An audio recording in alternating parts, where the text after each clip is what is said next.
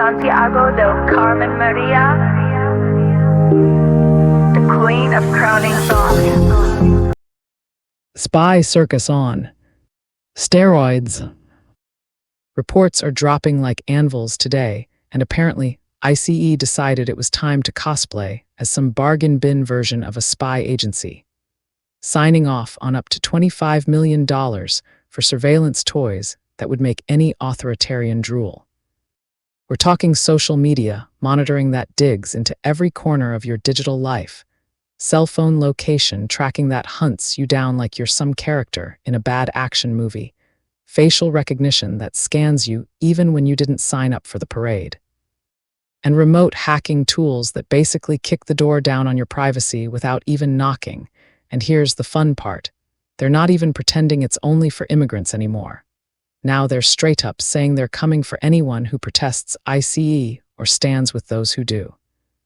Because apparently dissent is now suspicious behavior in this wild country of ours.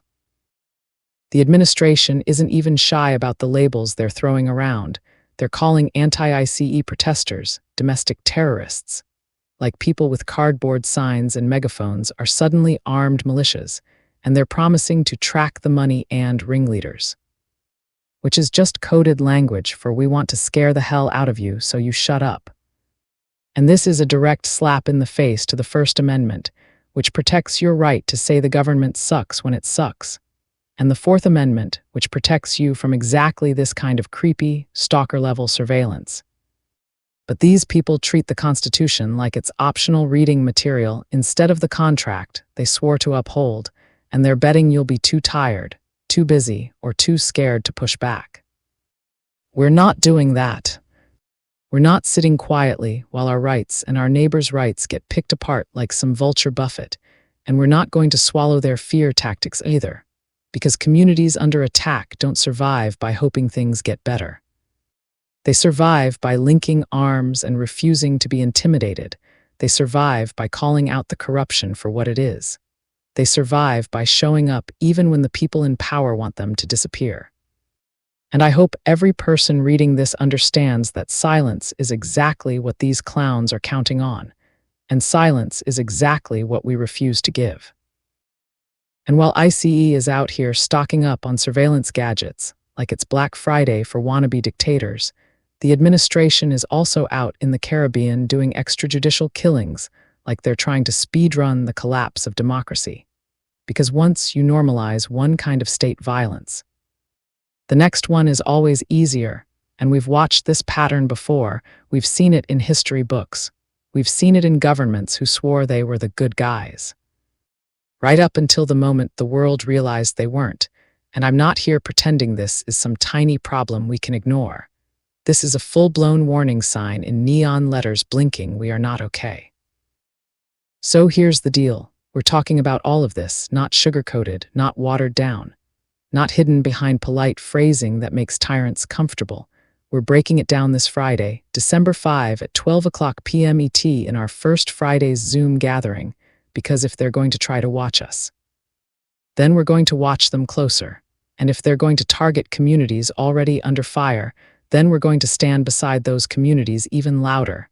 And if they think calling people domestic terrorists is going to make us crawl back into silence, they clearly forgot who they're dealing with, because people who believe in human rights don't fold just because some overfunded agency bought a new toy.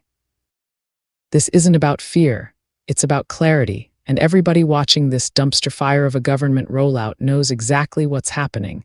They're testing boundaries, they're pushing the limits, they're seeing how much authoritarian nonsense the public will tolerate before rebelling.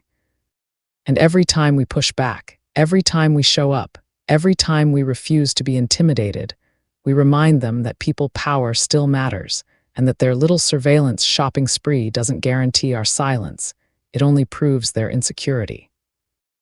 And just to make it clear for the MAGA people who love to jump in here with the enthusiasm of toddlers who found a crayon box, I'm not coming back to debate any of this with you. This isn't a group project. This isn't a back and forth. This is a statement.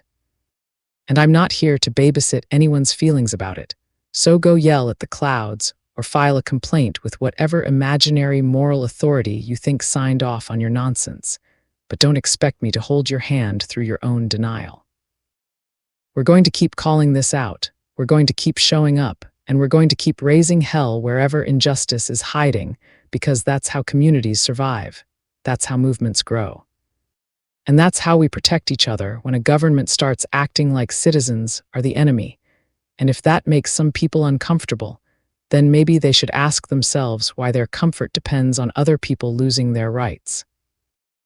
Anyway, if you're tired of being shocked, if you're tired of pretending this is normal, if you're tired of feeling like you're yelling into a void, show up to the conversation on Friday, bring your voice, bring your clarity, bring your refusal to be intimidated. Because movements are built on moments like this, and this one is too big to ignore. Follow, like, and share this video to stay connected, and I appreciate all of them. Love always, Santiago, DC, Maria, the Queen of Crowning Thoughts, because I speak without filters and say it like it is.